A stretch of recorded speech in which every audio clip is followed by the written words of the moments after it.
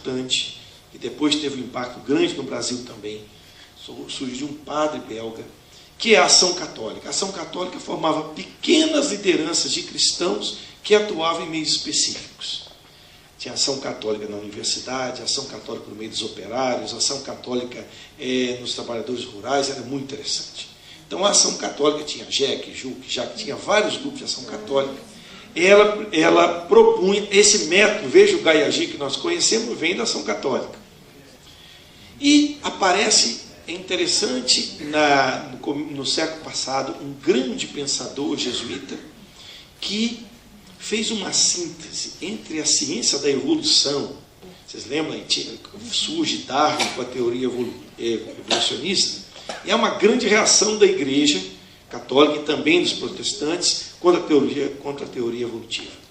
Teilhard de Chardin não, ele era pesquisador, exatamente, ele pesquisava sobre a evolução da espécie humana, e ele faz uma síntese maravilhosa entre a fé na criação e a evolução.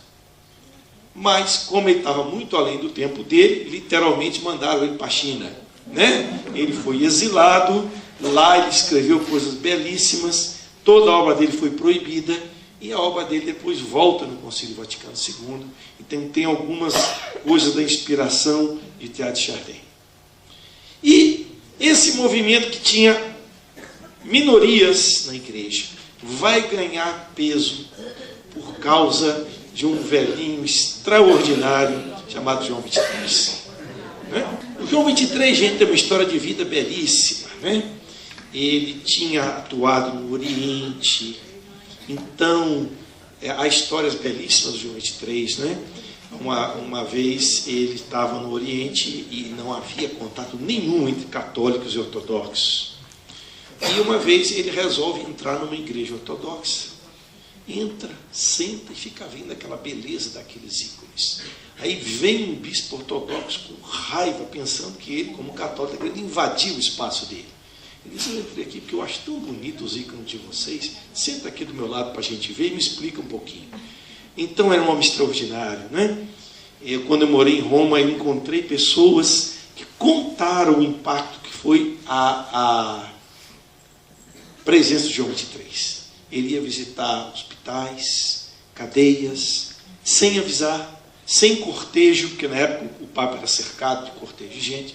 E o João 23 teve uma ideia muito simples. Ele falou: gente, tem tanto problema na igreja, em vez de eu tentar resolver sozinho aqui, com esses velhos aqui da cura romana, vamos chamar o pessoal para a gente conversar junto?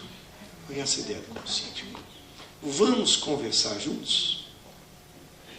Então o concílio, gente, foi essa grande experiência da igreja se repensar. E o João 23 ele tinha uma ideia muito bonita, que ele dizia que a igreja estava com as janelas fechadas. Quando você tem uma casa com janela fechada, não é? Vai ficando uma velharia danada, você não consegue enxergar as coisas. Então vamos abrir a janela para entrar a luz, para a gente ver a casa melhor. Vamos passar uma vassoura para tirar a sujeirada. Essa é a ideia. Abrir as janelas. Bom, o que o concílio produziu? Uma série de documentos. Eles estão reunidos aqui nesse compêndio Vaticano II, editado pela Voz, naturalmente em melhores condições que esse livro aqui. Vocês também encontram esses documentos na internet. Tá? Você digita o nome do documento, ele aparece. Depois você dá um Ctrl+C e Ctrl+V lá, ele está lá no seu computador em documento. Vamos ver então quais foram os pontos fortes, os principais documentos do Vaticano II que marcaram o futuro, o presente e o futuro da igreja. Uma primeira grande mudança foi a própria visão que a igreja tem de si própria. O documento básico que a gente encontra se chama Lumen Gentium. Vocês sabem que os documentos eclesiásticos normalmente têm duas palavrinhas, e as duas palavrinhas são as duas primeiras palavras que estão no documento em latim. Então, se vocês abrem o documento lá, diz: a igreja, luz dos povos. Então, Lumen Gentium, luz dos povos. Então, esse documento, Lumen Gentium, o que ele traz de novo? Ele resgata a imagem da igreja como povo de Deus. Por quê? Porque até então o que predominava é aquela ideia que a igreja era uma sociedade perfeita, não é? Que tinha uma grande autoridade em cima, que a autoridade era a igreja. Os mais velhos e as mais velhas que estão aqui se lembram, como logo depois do Vaticano II, quando começa a campanha de fraternidade, um dos lemas da campanha de fraternidade, dos primeiros, era: nós somos igreja. Né? A igreja somos nós. Os outros já estão balançando a cabeça aí. De VAR não, nem tinha nascido ainda. Pois é. Depois, o Concílio Vaticano II resgata essa ideia do sacerdócio comum dos fiéis. Todos os fiéis, os que são batizados, pelo fato de serem batizados e membros desse povo de Deus, exercem um sacerdócio no mundo, que é diferente do sacerdócio ministerial ordenado. Então, há diferentes vocações, a igreja é uma. E há uma parte do documento especialmente dedicada aos leigos. Olha que bonito, não é? Nos 400 anos depois do Concílio de Trento, praticamente os leigos desaparecem como protagonistas da igreja. Os protagonistas são os presbíteros. Há por vezes os religiosos e religiosas, os leigos são aqueles que assistem à missa, não é? São aqueles a quem é destinado o processo de evangelização. O que a Lumen Gentium, com essa visão de povo de Deus, trouxe para o presente da igreja e para o futuro também? Uma série de estruturas participativas. A participação dos leigos, os conselhos de dioceses, as conferências episcopais, fortalecimento das conferências episcopais. Então, essa visão de igreja-comunidade, ela vem dessa perspectiva do concílio a partir do documento Lumen Gentium. Tá? Então, primeira, eu numerei algumas, mas não tem ordem de prioridade, tá bom? Vocês podem começar com qualquer uma delas. Então, essa visão de igreja-comunidade é uma primeira grande contribuição do Vaticano II, através do documento da Constituição Dogmática Lumen Gentium. Segunda, a redescoberta da Bíblia. Foi o Concílio Vaticano II que redescobre a Escritura.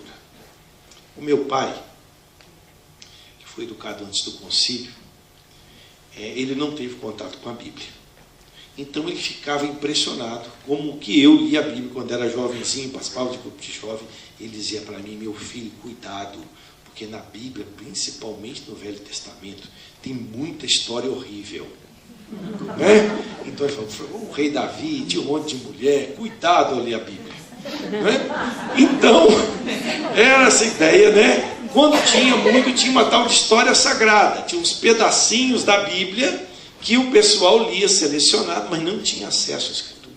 Então o Vaticano II vai promover, gente, uma mudança fundamental aí, que vai ser redescobrir a importância da Bíblia. O documento que reflete sobre o lugar da Escritura e a relação da Escritura com a tradição se chama Dei Verbum. Significa exatamente a palavra de Deus. Olha a novidade que ela vai trazer. Aqui, aliás, não é novidade. Se a gente volta para a Bíblia e volta para os primeiros séculos, nós vamos ver que essa ideia é o quê?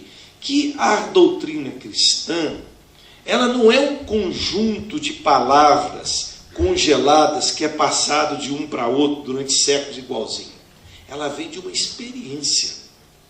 Qual é essa experiência?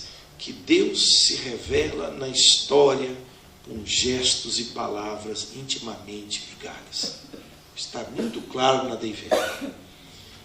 Há um processo de revelação de Deus na história, na Escritura. Então, a Bíblia é ponto de partida fundamental para a experiência cristã.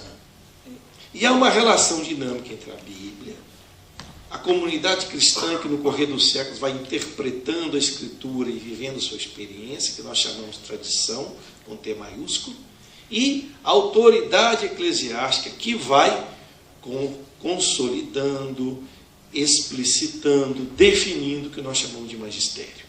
Então, uma relação dinâmica entre a Bíblia, a tradição e o magistério. Que importância que a Dei Verbum tem para a catequese?